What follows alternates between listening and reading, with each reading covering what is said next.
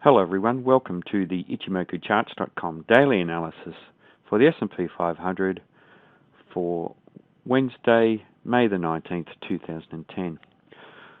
Well, a change of trend to the downside today, and the previous day we had a new first time frame uptrend which lasted only for one day, and we've had an immediate change of trend to the downside with the current candle making a lower high and a lower low.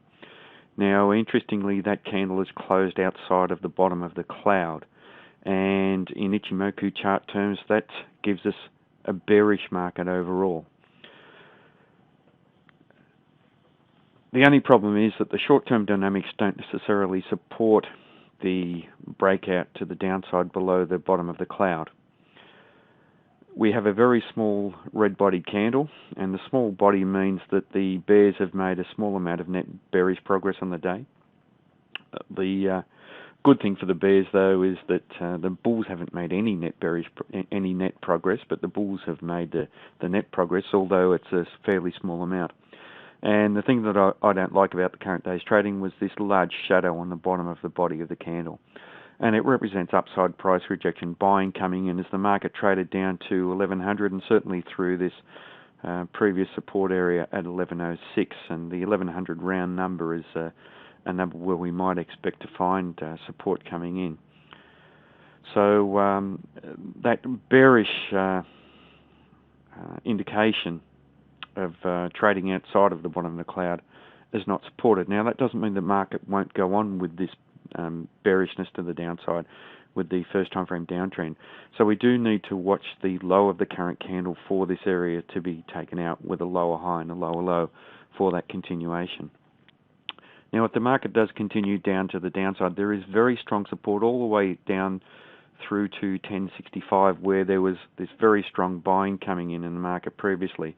And also we can see the large shadow on this candle at around 1094 where the buyers came in.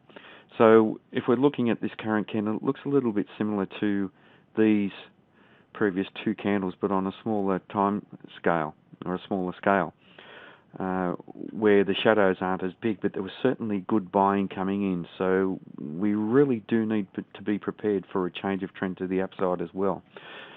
So the high of the current candle becomes very important. Now, the problem with this is that the cloud, as well as offering support previously, will potentially offer resistance.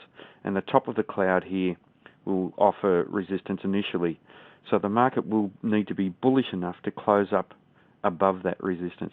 Now, there are very strong levels of resistance all the way up through to the top of the cloud as well from previous swing highs. So if the market is going to appreciate substantially, it will need to do a lot of work to trade up through those areas of resistance. So we have a market that's a little bit indecisive at the moment. Strong support down below, strong resistance up above. We do need to see confirmation of continuation of the trend to the downside, or the market test resistance to the upside.